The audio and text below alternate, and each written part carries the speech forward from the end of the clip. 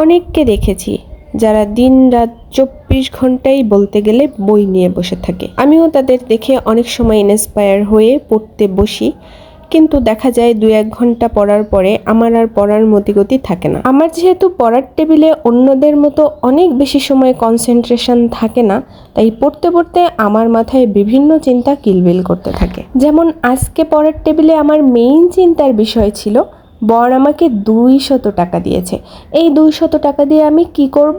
দেখা গিয়েছে অনেক বেশি চিন্তা ভাবনা আমি যখনই করেছি তখনই আমার সব কিছু তালগোল পাকিয়ে গিয়েছে। তাই অনেক কিছু চিন্তা ভাবনা না করে নিয়ে নিলাম ঝটপট 200 টাকার একটা চ্যালেঞ্জ। ও মা, এ কি কাণ্ড! নিজে রেডি হয়ে বরকে আর খুঁজে পাচ্ছিলাম না। খুঁজতে খুঁজতে দেখি সে রান্নাঘরে লুকিয়ে লুকিয়ে খিচুড়ি খাচ্ছে। বললাম, এ কি করছেন? এত ক্ষুধা লেগেছে, চলেন বাইরে যাব, আজকে আপনাকে ট্রিট দিব। ট্রিটের কথা শুনলে তোমরা কি কেউ ঘরে বসে থাকতে? তখনই তো বের হয়ে পড়তে। আমরাও কিন্তু তাই করেছিলাম। একদম চলে এসেছিলাম নিউ মার্কেট। নিউ মার্কেটে এসেই 200 টাকার চ্যালেঞ্জে আমরা প্রথমে খেয়েছিলাম একটা ঝালমুড়ি।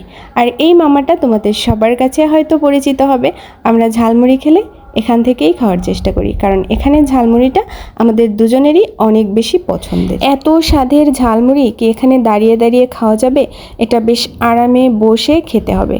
তাই চলে এসেছিলাম নিউ মার্কেটের ভেতরে। আর এত লোক ছিল যে বসার জায়গা ছিল না। আমরা এক কোনায় একটু জায়গা পেয়েছিলাম, সেখানে বসেই ঝালমুড়ি খাচ্ছিলাম। সব থেকে ভালো লাগার বিষয় হলো আমাদের প্রাণের শহর খুলনা আবার তার আগের রূপে ফিরতে চলেছে। মানুষ সাধারণভাবে স্বাভাবিকভাবে প্রিয়জনের সাথে বাইরে বের হয়েছে, এটা দেখে আসলে অনেক বেশি ভালো লেগেছিল। আমরাও আজ অনেক দিন পরেই বাইরে বের হয়েছিলাম। আর দেখো, এখানে কিন্তু অনেকে এসেছে। সত্যি বলতে অনেক অনেক অনেক বেশি ভালো লাগছে প্রাণের শহর খুলনাকে আবারও আগের মতো তার স্বাভাবিক পরিবেশে দেখে। এরপরে আমাকে বসিয়ে রেখে কোথায় একটা উধাও হয়ে গেল। আমার তো ভীষণ রাগ হচ্ছিল। পরে দেখলাম বাদাম নিয়ে হাজির। তা বাদাম আনতে যাচ্ছে বলে গেলেই তো হতো নাকি? রাগটা তোমাদের কাছেই প্রকাশ করলাম, বরের কাছে আর প্রকাশ করিনি। এরপরে আমরা চলে এসেছিলাম বাইরের দিকে। বাইরের দিকে বলতে যেখানে একসাথে অনেক খাবারের দোকান বসে।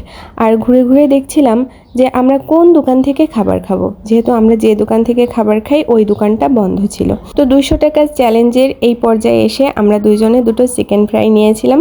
তো এই দোকানটা এর আগে আমরা কখনো খাইনি। দেখা যাক খাবারের টেস্ট কেমন হয় সেটা অবশ্যই তোমাদেরকে জানাবো। তো দেখো, ভাইটা হচ্ছে একটু গরম করে দিচ্ছিল। এরপরে দেখো, এইটা হচ্ছে আমাদের চিকেন ফ্রাই একদম রেডি খাওয়ার জন্য। সত্যি কথা বলতে আমরা একটু ভয়ে ভয়েই ছিলাম যে খাবারটা কেমন হবে, কারণ এর আগে আমরা কখনোই এই দোকান থেকে খাইনি। কিন্তু খাবার মুখে দেওয়ার পরে মনে হলো যে না, এই দোকানের খাবারও কিন্তু অনেক বেশি সুস্বাদু আর টেস্টি ছিল। আমরা দুজনেই তৃপ্তি করে খেয়ে নিলাম। সর্বশেষ আমাদের 200 টাকার চ্যালেঞ্জে ছিল ছোট্ট একটা ঠান্ডা পানীয়, কারণ এসব ধরনের খাবার খাওয়ার পরে একটু ঠান্ডা না হলে বেশ জমে না। তো ছোট্ট এই ককের বোতলের সাথে সাথে আজকের 200 টাকার চ্যালেঞ্জটা এখানেই শেষ হলো। ভিডিওটি তোমাদের কেমন লাগলো অবশ্যই কমেন্টস করে জানাবে। ভালো লাগলে অবশ্যই একটা লাইক আর সাবস্ক্রাইব করবে। দেখা হবে নতুন কোনো ব্লগে। টাটা।